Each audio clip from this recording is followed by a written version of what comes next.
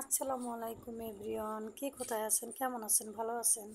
আল্লাহর রহমতে আমিও ভালো আছি। আজকে ঘুরতে গেছিলাম, অনেক দিন পরে মনটা ভালো ছিল না, তার জন্য একটু ঘুরতে গেছি। মেয়ে, আমি, আমার বান্ধবী সবাই মিলেমিশে একটু হাদিস পার্কে গেলাম। তা অনেক ভালো লাগছিল, কিন্তু মনটাও অনেক খারাপ ছিল। যাই হোক, এটা ঈদের দিনের পরের দিনের ভিডিও। আর আমার ঈদ সালামি দিয়েছে আমার হাজবেন্ড 200 টাকা, না 200 টাকা না 400 টাকা দিচ্ছে। আর হচ্ছে যে এইখান থেকে আমি আবার তার কাছ দিয়ে টাকা নিয়ে আবার বাইরে বেরোলাম ঘুরতে।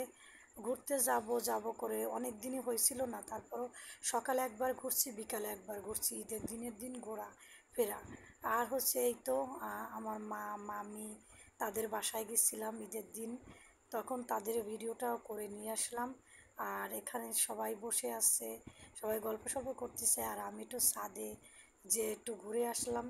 আস্তে আস্তে করে টুকটুক করে হাঁটতেছিলাম ছাদের উপরে, যদি পড়ে যায়। পুরনো ছাদ ছিল, মামি যে বাসাতে থাকে ওটা হলো আমার আমার হচ্ছে যে খালার ননদের বাসা, সেইখানে গেছিলাম। তারপর তো এই পুরনো ছাদ, পুরনো বাড়ি, এটা ভালো জায়গায় আছে, কিন্তু পুরনো তো তার জন্য। আর এদিকে আমার মা পান খাচ্ছে আর আমি গল্প করতেছিলাম। আর এই তো বাসায় চলে আসলাম। বাসায় চলে এসে এখন আমি কি করতেছি, ডিম ভুনা করব। তার জন্য ডিমগুলো মানে প্রথমে সেদ্ধ করে, ডিমগুলো সেই বড় বড় ছিল, সেদ্ধ করে তারপর লবণ আর হচ্ছে হলুদ দিয়ে মেরিনেট করে রেখে দিয়েছিলাম। মেরিনেট করে হচ্ছে যে আমি রেখে দিয়ে তারপর ডিমগুলোরে আমি তেলের ভিতর, তেল যখন গরম হয়ে আসছে তখন তেলের ভিতরে ডিমগুলো আমি দিয়ে দিচ্ছি। দিয়ে দিয়ে হচ্ছে যে আমি এবার নাড়াচাড়া দিচ্ছি। 8টা ডিম ছিল এখানে, 8টা ডিমই আমার লাগছে। আর যাই হোক, আলুগুলো একটু ভেজে নিলাম সুন্দর করে। আলুগুলো বা না ভাজলে মজা লাগে না, তার জন্য কেন জানি ইদানিং এটাই হচ্ছে, আলু ভেজেই খাচ্ছি আমি। আর প্রত্যেকটা ভিডিওই দেখবেন যে আমি আলু ভেজে খাচ্ছি। আর ঈদের ঈদের দিন ভিডিওটা আমি আপলোড দিতে পারিনি।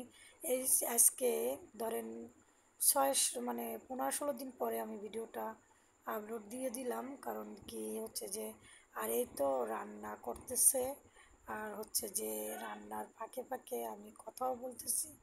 আর হচ্ছে যে এই যে, আর আমার মেয়ে আমাকে মেহেদি পরাই দিয়েছে। মেহেদির কালারটা সুন্দর হয়েছে না, কিন্তু আমি পড়তে চাইছিলাম না, অনেক ব্যস্ততার ভিতরে। ঈদের দিন জানেন তো মহিলাদের অনেক ব্যস্ত থাকে। আর এই যে গাছটা দেখেন না, আমি পানি দিছি, এই গাছটা জানি কে ভেঙে ফেলছে, আমার মনটা অনেক খারাপ লাগছিল। পানিটা দিছি, গাছটা না অনেক তরতাজা হয়েছিল, গাছটা ভেঙে গেছে, মনে হচ্ছে যে আমার মনটাই ভেঙে গেছে। এই মানে কি বলবো এখন, কাউকে কারে ধরবো সেটাও আমি বুঝতে পারতেছি না, কে এই কাজটা করলো।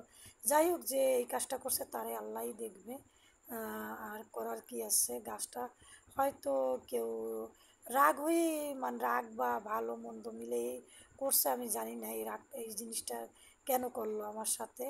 যাই হোক, আর পানি দেওয়া লাগবে না, গাছ যখন শেষ হয়ে গেছে আর পানি দিয়ে কি করব। যাই হোক, কষ্টটা কমছে, কিন্তু মনের ভিতরে কষ্টটা রেখে দিয়েছি, যেহেতু সকালবেলা পানি দেওয়া লাগে, প্রতিদিনই পানি দেয় এই গাছটা। পানি না দিলে গাছ কি হয় বলেন। আর এদিকে তো পাঙ্গাস মাছ নিয়ে আসছিলো, পাঙ্গাস মাছগুলো আমি অনেক ডিম হয়েছিল পাঙ্গাস মাছে, না সরি, পাঙ্গাস মাছের ডিম হয়নি, অন্য মাছের ডিম পাঙ্গাস মাছে আমি দিয়ে রান্না করতেছিলাম একসাথে। আর ডিমগুলো অন্য মাছেরই ছিল। এটা ছিল মনে হয় যে কি মাছ বলে ওটা আমি ভুলে গেছি। সেই মাছটা মানে করতেছি, আর হচ্ছে যে এই তেলটারে আমি নাড়াচাড়া দিচ্ছি, আর হচ্ছে যে এই মাছটা আমি সুন্দর করে দিয়ে দিচ্ছি, যেন কোনো ঝামেলা না হয়, যেন আমার গায়ে জানি ছিটে না পড়ে, ওইরকমই কিছু একটা। দেখি যে না, আস্তে আস্তে করে আমি সব মাছগুলো খুন্তি নিয়ে আস্তে আস্তে দিয়ে দিচ্ছি। আর আমার না পাঙ্গাস মাছ তরতাজা খেতে না অনেক ভালোবাসি আমি, অনেক মজা হয় তার জন্য।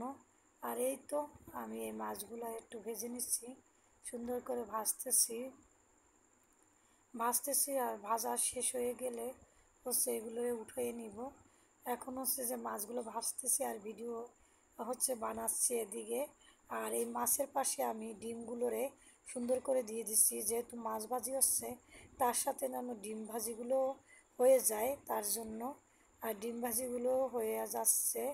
আর হচ্ছে যে এই তো, আর ডিম ভাজিগুলো হয়ে গেলে মাছটাও ভাজি হয়ে যাবে। অনেক দিন ধরে বাজারঘাটও হচ্ছে না ঠিকঠাক মতন, বাজারে যেতে বললে তার শরীর খারাপ লাগে। রোজার দিনের তো রোজার দিনের ভিডিওটা মানে সব কিছু মিলে রোজা ঈদ সব কিছু মিলিয়েই আমি এই ভিডিওটা করেছি। এখন হচ্ছে যে সে রোজার মাসে যেতে চাচ্ছে না, বলে কি যা আছে তাই রান্না করো। ওই তো আমি যা আছে তাই রান্না করতেছি। এদিকে আবার ডালও রান্না করতেছি। আর এদিকে কল মানে পানির কল ছাড়তে গেছিলাম, তা দেখি যে কে জানে ছেড়ে দিচ্ছে, তার জন্য আবার বাসায় চলে আসলাম। ওই গাছটা দেখলে আমার পরানটা না স্যাঁতস্যাঁত করে উঠে। আর এই যে আমি এই জায়গায় কি করব, আচার বানাচ্ছি। আচার মানে বানাচ্ছি হচ্ছে যে খাবারের জন্য আচার বানাবো। আমার নানি বাড়ি থেকে বড়ই নিয়ে এসেছিলো, নানি তো মারা গেছে, আগের ভিডিওতে বলছিলাম। এখন সেই বড়ইগুলো আমি এসছে যে আচার বানাবো। আমার খালাম্মা আমাকে সেদ্ধ করে বড়ইগুলো দিছিল। তারপরেও আচার বানানোর জন্য আমি একটু রেডি হয়ে নিলাম। আম্মা বললো যে তুই আচারগুলো বানাই নে, বসে থেকে কী লাভ, আচারটা না অনেক মজা হয়েছিল। আর এই তো আচারের জন্য আমি কি করছি, ওই যে তেজপাতা, তারপর যা যা লাগে, কে কী রকমের বানান জানি না, আমার মতন করে আমি বানাইছি। আসলে সত্যি কথা কি আমিও জানি না কীভাবে আচার বানায়, কিন্তু হয় কি মানে শিখতে তো হবে তাই না। আম্মাকে বললাম, আম্মা বলে যে তুমি বানাও। তারপর তো আমি এইগুলো বানাচ্ছিলাম।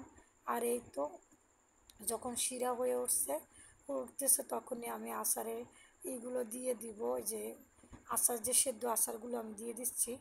এই আচারগুলো না সেদ্ধ করে দিচ্ছে খালাম, আমার উপকার করে দিচ্ছে, নইলে তো খাওয়াই হতো না, তার জন্য। আর কিছু বড়ই মানে শুধু শুধু রেখে দিচ্ছি, ওই বড়ইগুলো বানিয়ে খাওয়া যাবে পরবর্তীতে, আর আচারটা খাওয়া যাবে।